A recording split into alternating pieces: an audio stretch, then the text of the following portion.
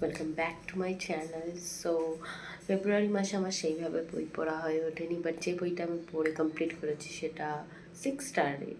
সেটা হচ্ছে the princess brown bride Aishwarya by M Lovely. তো তোমাদের সাথে আমি প্রথমে শেয়ার করেছিলাম যে এম লাভলির রুদ্রানন্দিনী বইটা মিশো থেকে পাইরেটেড কেনার পরে আমি এতটাই তার লেখায় প্রেমে পড়ে যাই যে আমি ঐশ্বরিয়া আর রুদ্রানন্দিনীর অরিজিনাল কপিসগুলো কিনি পেপার ব্যাগে। তো যাই হোক, এটা আমি আরও আগে শেষ করে ফেলতাম, বাট এই মাসটা না প্রচুর ডিস্ট্র্যাকশানে গেছে, আমি সেইভাবে ফোকাস করে উঠিনি আর বইয়ে হাতে দিয়ে উঠিনি। যাই হোক, নেক্সট মান্থ থেকে চেষ্টা করবো আরও বেশি করে বই পড়া। তো এই বইটার যে মেন এফএমসি সে হচ্ছে ঐশ্বরিয়া, আর যে মেন এমএমসি সে হচ্ছে রণবিজয় দেব সিং।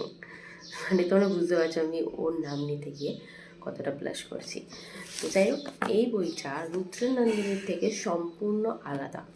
হ্যাঁ, রুদ্রনন্দিনীতে যেমন পাওয়ার ডাইনামিক্স দেখানো গেছে, রুদ্র আর নন্দিনীর মধ্যে টেনশন দেখানো গেছে, এখানেও দেখানো গেছে, বাট এখানটা সম্পূর্ণ আলাদা। এখানে আমরা ঐশ্বরিয়াকে পাচ্ছি।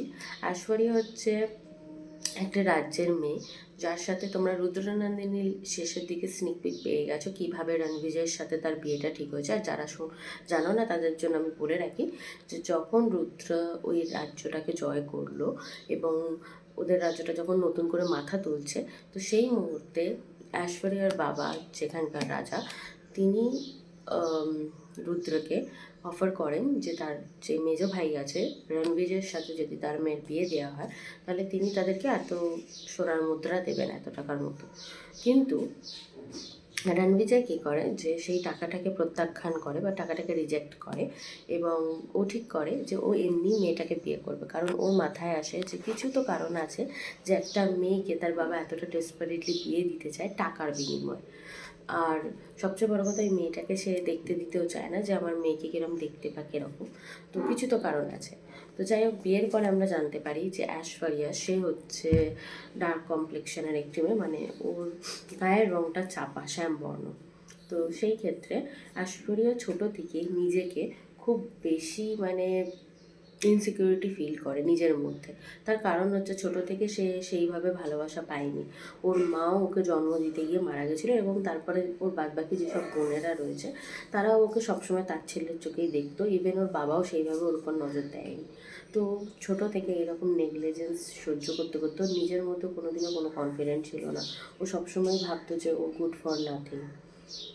তো এরপর কী হয়, যখন রণবিজয়ের সাথে বিয়ে ঠিক হয় না, ফার্স্ট চ্যাপ্টার থেকে রণবিজয় ওকে লিটারেলি প্রিন্সেস ট্রিটমেন্ট দেয়। প্রিন্সেস মিনস যেটা বেয়ার মিনিমাম এখানে দেখানো হয়েছে। বইটার ফার্স্ট পেজ থেকে লাস্ট পেজ অব্দি ইয়ার্নিং রয়েছে, জাস্ট ইয়ার্নিং, মানে দুজনের দিক দিয়ে ইয়ার্নিং রয়েছে। মানে তার সাথে সাথে আমরা পাঠক যারা আছি তারাও ইয়ার্নিং করবো যে আরে ভাই এবার কাছে আয়, এরকম ব্যাপার। আর সিরিয়াসলি এখানে রণবিজয়কে যে হারে ধৈর্যশীল দেখানো হয়েছে না, আমি অনেক কিছু শিখেছি। সত্যি কথা বলবো যে এরকম ধৈর্য, এরকম পেশেন্স কতটা জরুরি, আর নিজের মাইন্ড পিসের জন্য আর নিজের পার্টনারকে কীভাবে সাপোর্ট করতে হয়, তার মধ্যে কনফিডেন্স করতে হয়, সেটা আমি সিরিয়াসলি রণবিজয় ক্যারেক্টারটার থেকেই শিখেছি। তো যাই হোক, বিয়ের পরে রণবিজয় ঐশ্বরিয়ার জড়তাটাকে কাটানোর ট্রাই করে নিজের ভালোবাসা দিয়ে, নিজের ধৈর্য দিয়ে, এবং ঐশ্বরিয়ার ধীরে ধীরে সেই ধৈর্যটা কাটে। ইভেন ঐশ্বরিয়া লিখতে পড়তেও জানতো না, রণবিজয় কখনো ওকে সেটার জন্য ছোটো ফিল করায়নি, ওকে পড়াশোনা শেখায় নিজের হাতে, আর কোনো দিনও নিজেকে ওর উপরে ফোর্স করেনি অ্যাজ এ হাজব্যান্ড। সবসময় ওর নাটাকে মান্যতা দেওয়া আছে। ইভেন এই বইটার একটা জায়গায় মানে আমার খুব ভালো লেগেছে যে আমরা না বলে উঠতে পারি না, বিশেষ করে মেয়েরা, স্বামী বলো, বাবা বলো, মা বলো, অন্যকে প্লিজ করতে বলো, আমরা সবসময় হ্যাঁ বলি, কিন্তু না বলাটা জরুরি। আর এখানে যখন ঐশ্বরিয়া একটা কারণে রণবিজয়কে না বলেছে, তো রণবিজয় সেটাকে হ্যাপিলি নিয়েছে, মানে একদম যে আমি এতটা ভাগ্যবান যে তোমার মুখের প্রথম নাটা আমার জন্য বেরিয়েছে। মানে একটা মানুষ কতটা কী বলবো, পজিটিভ হলে সে সব কিছুর মধ্যে পজিটিভিটি খুঁজে পায়। যাই হোক, গলায় ব্যাং ঢুকেছে মনে হচ্ছে, তাই বলতে পারছি না। যাই হোক, তো এরকমভাবে ধীরে ধীরে রণবিজয় ঐশ্বরিয়ার মধ্যে কনফিডেন্স বিল্ড করে, ওকে নিজের বিজনেস করার কথা বলে, কারণ ঐশ্বরিয়া খুব ভালো কাপড় বোনা, সেলাই এসবের কাজ পারতো। তো সেইভাবে ওকে মোটিভেট করে, ইভেন ওর মধ্যে কনফিডেন্স জাগিয়ে তোলে। তো ঐশ্বরিয়ার এই যে জার্নিটা, একটা শাই ইনোসেন্ট মেয়ে থেকে একটা বোল্ড, একটা জানে যে আমার কি চাই, আমার কিসে না বলা উচিত, সেই জার্নিটা জানতে হলে অবশ্যই তোমাদেরকে এই বইটা পড়তে হবে। আর এই বইটা 554 পেজের, বাট একদমই মনে হবে না যে তুমি নিজেকে পোস্ট করছো। প্রথম থেকে ছোট ছোট ছোট ছোট রোম্যান্টিক মুহূর্ত রয়েছে যেগুলো বললে লিটারালি ব্লাশ হবে। আর অ্যারেঞ্জ ম্যারেজে মানে এরকম যদি হয়, ভাই কে না অ্যারেঞ্জ ম্যারেজ করতে চাইবে সিরিয়াসলি। মানে অ্যারেঞ্জ ম্যারেজে এইরকম ছেলে যদি পাওয়া যায়, আমি তো রাজি আছি বিয়ে করতে। তো আদারওয়াইজ বইটা আমার সত্যি খুব ভালো লেগেছে, 6 স্টারের। আমি তো এমলাভলির লেখায় প্রেমে পড়ে গেছি। But on a serious note একটা কথা তোমাদেরকে বলতে চাই, আমি যেহেতু ওনার ইনস্টাগ্রামটা ফলো করি, উনি খুব ফ্রাস্ট্রেটেড আছেন, আর ওনার হওয়াটাও স্বাভাবিক, কারণ ওনার বই যেরকম হয় সব বইয়েরই পাইরেসি বেরোচ্ছে, উনি সেটাকে একদমই ভালোভাবে নিচ্ছেন না। উনি যে আরেকটা অ্যাপ রয়েছে সেটার মধ্যে উনি লেখেন, এবং সেখানে ছোটো ছোটো টাকায় তোমার চ্যাপ্টার্স কিনতে হবে, কিছু চ্যাপ্টার্স ফ্রি থাকবে 16 টাকা 13 টাকা, আর ওনার যে আর্নিংটা আছে সেটার কিছু ভাগ মেয়েদের শিক্ষার জন্য যায়। কিন্তু তাছাড়াও অনেক রিডাররা ফ্রিতে ওনার বই চাইছে, তো ওনার এটা একদমই পছন্দ হচ্ছে না। উনি লেখাটাকে কেরিয়ার হিসেবে পারসিউ করতে চাইছেন, আর আমরা জানি লেখক লেখিকাকে সাপোর্ট করতে গেলে তার অরিজিনাল বইটাই কেনা উচিত। তো তোমরা অবশ্যই এমলাভলি দিদিকে ডিএম করো যে উনি যেন লেখাটা না ছাড়েন, কারণ উনি লিটারেলি আগে বলে দিয়েছেন যে উনি আর লিখবেন না।